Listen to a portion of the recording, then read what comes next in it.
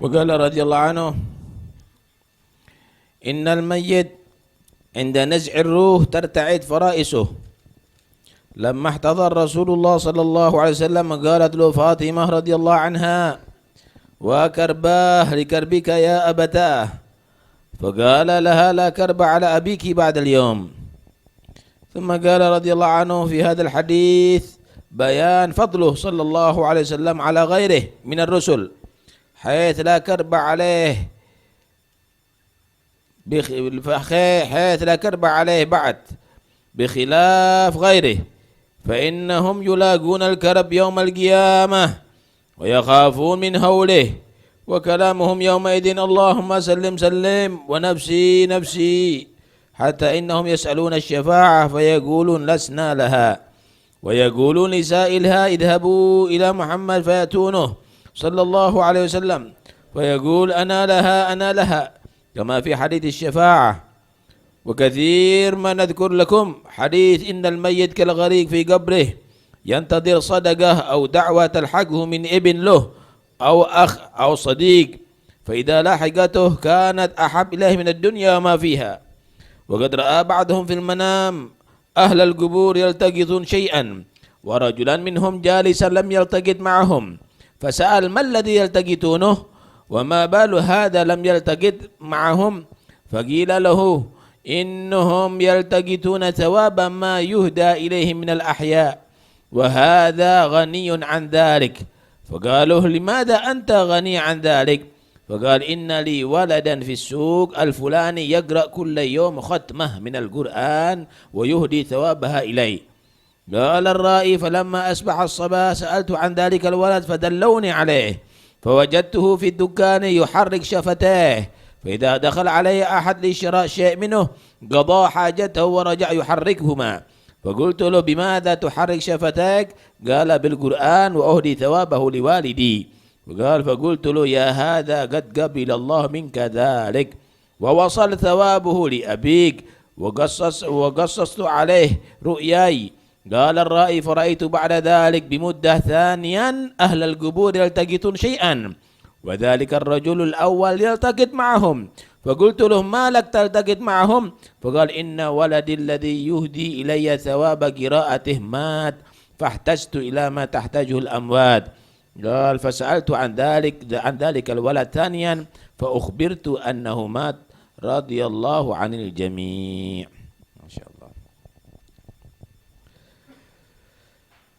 Mayit itu ketika ruh dicabut, seluruh anggota dan persenian akan bergemetaran dan bergerak-gerak. Allah Subhanahu wa taala berfirman dalam Al-Qur'an, hatta idza balagatit taraqiya wa qila man raq wal taffatis saqu bis-saq wa dhanna annahu al-firaq wal taffatis saqu bis-saq ila rabbika yauma idinil masaq. Ketika roh sudah sampai ada di kerongkongan, maka siapa yang akan bisa mengobati untuk menyembuhkan saat itu? Siapa akan bisa menolong? Yang paling dicintai anak, yang paling dicintai keluarga, yang paling perhatian tidak berdaya. Siapa yang akan bisa menolong yang mengobati saat itu? Wa dhanna annahu al-firaq, maka di saat itu yakinlah orang itu sebentar lagi akan berpisah daripada sanak keluarganya. Wal tafatis saq bis-saq,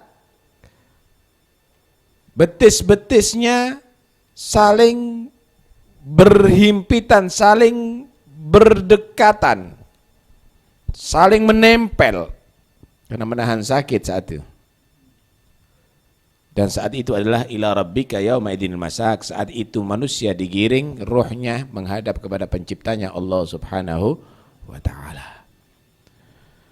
Ketika Rasulullah sallallahu alaihi wasallam mengalami naza' sakarat dalam akhir hayatnya, Sayyidatuna Fatimah melihat Rasulullah dalam keadaan demikian menangis sambil menyatakan wa karbah likarbika ya abatah.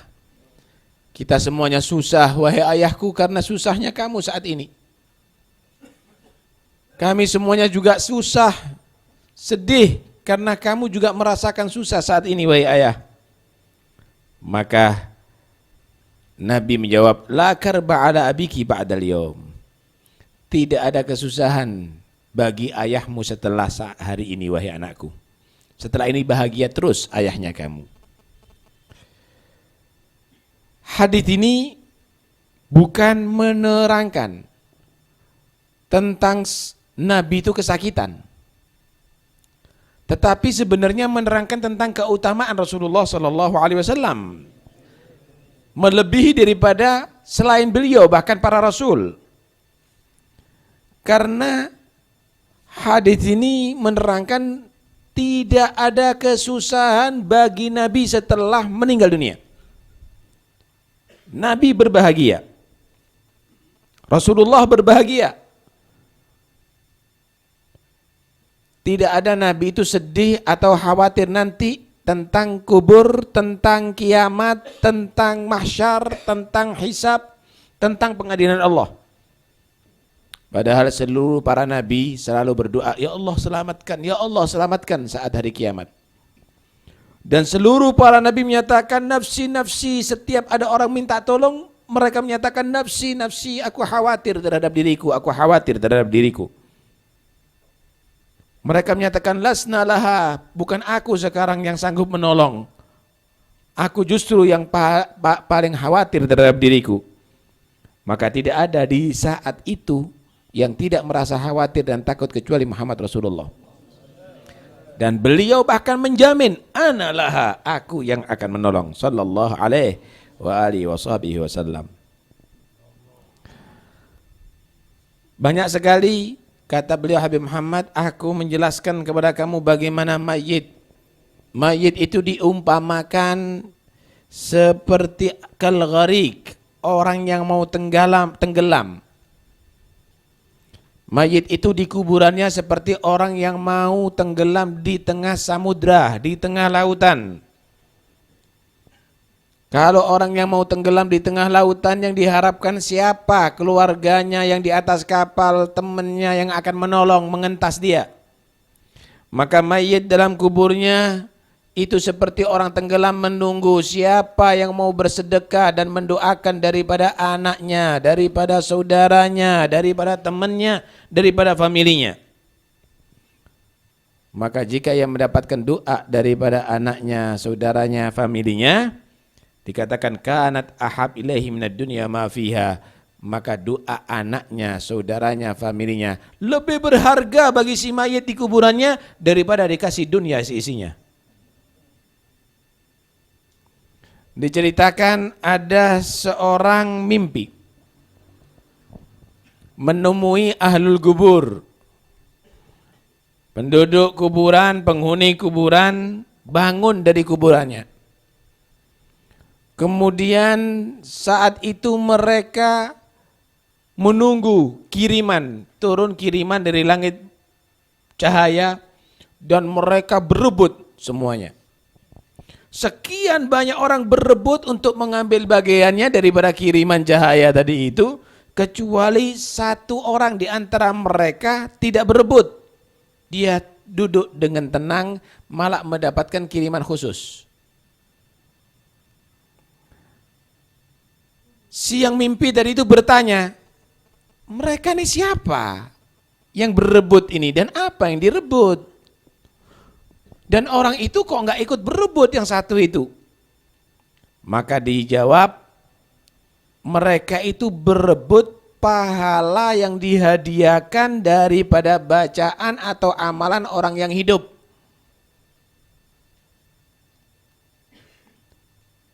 Kemudian yang satu tidak berebut, yang satu itu udah cukup, nggak perlu berebut. Maksudnya apa? Kaya dia, itu yang miskin-miskin yang berebut. Tanya, kamu siapa? Kenapa kamu nggak ikut berebut seperti mereka? Oh, mereka itu nggak punya anak yang soleh. Mereka itu tidak ada keluarga yang ngirimkan pahala amal, bacaan. Sehingga yang ditunggu adalah kiriman secara umum. Tsumma ila arwah jami'il muslimina wal muslimat wal mu'minina wal mu'minat. Kiriman secara umum. Kamu, saya nggak perlu kiriman umum karena saya sudah punya anak, saya didik hafal Quran setiap hari, menghatamkan Quran, dikirimkan pahalanya untuk aku. Kaya, punya anak yang demikian. Kemudian ditanya, anakmu di mana? Setiap hari menjaga toko, ada di pasar nomor sekian misalnya tokonya. Disebutkan ciri-cirinya. Bangun tidur dicek sama orang yang mimpi nih. Dilihat ada satu pemuda selalu bergerak kedua bibirnya. Kalau ada yang membeli berhenti sebentar dilayani, setelah itu dia terus bergerak lagi. Ditanya, kamu itu bergerak terus itu apa sih yang kamu baca? Senyum itu anak. Aku membaca Al-Quran, kata dia. Maksud kamu apa kok selalu baca Quran? Bapakku meninggal dunia dan dia telah membiayai aku sampai hafal Quran. Dan aku sudah menguatkan niat setiap hari aku hatamkan Quran itu untuk ayahku. Allah. Orang itu menyatakan, Allah menerima amal kamu. Tadi malam aku mimpi ketemu dengan ayahmu. Dan aku sekarang datang ini adalah karena isyarat ayahmu. Bacaan kamu sampai kepada ayahmu, pahalanya sampai kepada ayahmu dan ayahmu senang. Diceritakan, alhamdulillah, kata anak. Setelah berlangsung beberapa tahun, orang yang mimpi tadi itu mimpi kembali. Sama dengan yang pertama melihat ahlul kubur itu bangun, kemudian turun, kiriman, berebut. Anehnya, orang yang tadi tidak berebut, ikut berebut. Ini katanya kaya. Enggak perlu berebut, yang berebut itu adalah yang fakir anak soleh. Yang tidak pernah mengingat orang tuanya ketika mati. Ditanya, katanya kamu enggak perlu kiriman umum. Kata dia, dulu aku begitu, tapi anakku meninggal dunia, kata dia. Tidak ada lagi yang mengirimkan aku seperti dulu setiap hari hataman Al-Quran untuk aku. Lihat bagaimana cerita ini menggambarkan kepada kita semuanya ini pasti memerlukan doa daripada orang yang hidup. Kiriman amal daripada orang yang hidup. Karena itu punya anak, ajari sebelum mati. Untuk peduli dengan kamu kalau kamu mati. Istiqomahkan mereka baca Al-Quran. Didik mereka dengan zikir, dengan doa kepada kamu. Begitu juga ada di situ mungkin murid-murid kamu, teman-teman kamu, sehingga peduli setelah kamu wafat. Jangan akhirnya jadi fakir ada di kubur, karena tidak ada yang peduli lagi. Dan ketahuilah bahwa penyesalan setelah meninggal dunia tidak ada manfaatnya. Penyesalan setelah meninggal dunia tidak ada manfaatnya. Cerita-cerita yang demikian ini janganlah menjadi satu dongeng yang cukup kita dengarkan dan kita lupakan, tapi jadikan satu ibrah bahwa kita semuanya pasti akan mengalami hal yang demikian itu. Dan kita tidak ingin jadi orang yang menyesal, apalagi mendapatkan kabar ternyata anaknya berzina, ternyata anaknya minum khamr, ternyata anaknya pecandu narkoba, ternyata anaknya masuk diskotik, ternyata anaknya tidak sholat, ternyata anaknya menjadi penyanyi. Na'udzubillah min dzalik. Karena itu jangan main-main. Apalagi di akhir zaman, ini bukan zamannya Nabi, ini bukan zamannya sahabat, ini bukan zamannya Faqihil Muqaddam, ini bukan zamannya Syekh Abdul Qadir Jilani, ini zaman akhir. Inti nggak usah keluar ke muka. Anda cukup buka internet, Anda bisa ngelihat perempuan bugil. Anda bisa melihat film-film porno. Anak-anak kamu bisa menyaksikan itu. Nanti nggak perlu jauh-jauh ke Jakarta kalau cari pelacur. Di muka alun-alun sana ada pelacur. Ada di pasar Kebonagung juga banyak pelacur. Mereka bukan berarti digoda oleh laki-laki, malah mancing laki-laki untuk tertarik kepada dia. Anda bisa bayangkan. Karena itu jangan main-main. Perhatikan anak Anda, didik betul, sehingga benar-benar ketika Anda meninggalkan dunia dan masuk liang lahat, ternyata Anda merasa bahagia karena anak Anda, merasa senang karena anak Anda. Semoga Allah melindungi anak-anak kita daripada sekarang merusak akhlak mereka, merusak iman mereka, merusak akidah mereka, dijadikan